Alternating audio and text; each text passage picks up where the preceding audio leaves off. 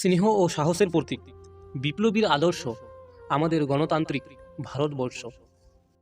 আজ 26শে জানুয়ারি, অর্থাৎ প্রজাতন্ত্র দিবস।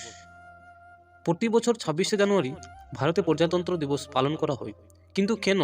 কারণ 1947 সালে 15ই আগস্ট ইংরেজ শাসনের থেকে স্বাধীনতা পেয়েছিল ভারত। সেদিনটি স্বাধীনতা দিবস উদযাপিত করা হয়। কিন্তু সে সময় ভারতের নিজস্ব কোনো সংবিধান না থাকায় ব্রিটিশ সরকারের গভর্নমেন্ট অফ ইন্ডিয়া অ্যাক্ট এর সংশোধিত অনুযায়ী ভারত পরিচালনা করা হতো।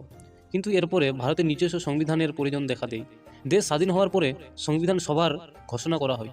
সংবিধানের সভার সদস্য নির্বাচন করা হয় ডক্টর বি.আর. আম্বেদকর, জওহরলাল নেহেরু, ডক্টর রাজেন্দ্র প্রসাদ থেকে নিয়ে আজাদের মতো গুরুত্বপূর্ণ ব্যক্তিদের নিয়ে সংবিধান সভা তৈরি করা হয়।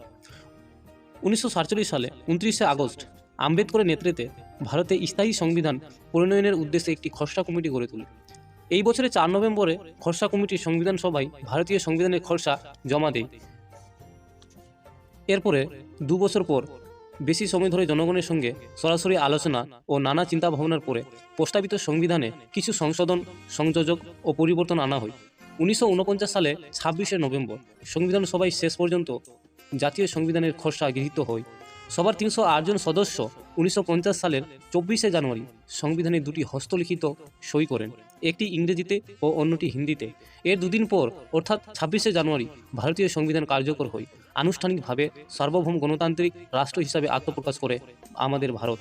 26শে জানুয়ারি প্রজাতন্ত্র দিবস পালন করার আরেকটি কারণ হলো 1929 সালের ডিসেম্বর মাসে লাহোরে জওহরলাল নেহরুর নেতৃত্বে কংগ্রেসের অধিবেশনে ডাক দেওয়া হয়।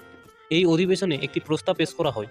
সেখানে ঘোষণা করা হয় 1930 সালের 26শে জানুয়ারির মধ্যে ব্রিটিশ সরকার যদি ভারতকে ডোমিনিয়নের মর্যাদা না দেয় তাহলে ভারত পূর্ণ স্বরাজ ঘোষণা করা হবে।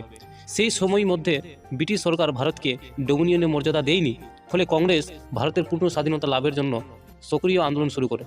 1930 সালে 26শে জানুয়ারির গুরুত্ব বজায় রাখতে তাই 1950 সালে এই দিনটি ভারতের সংবিধান গৃহীত হয় ও এই দিনটি গণতন্ত্র দিবস হিসাবে পালিত হয়ে থাকে।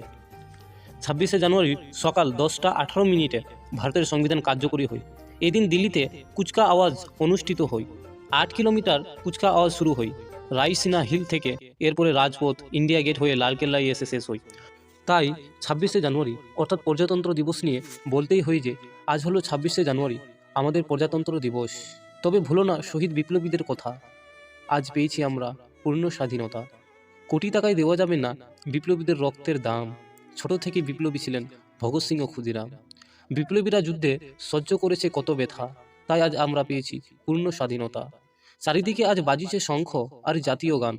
স্কুল কলেজে পতাকা উড়াচ্ছে উদীয়মান। পূরণ হয়েছে বিপ্লবীদের স্বপ্ন আশা। আজ পেয়েছি মোরা পূর্ণ স্বাধীনতা।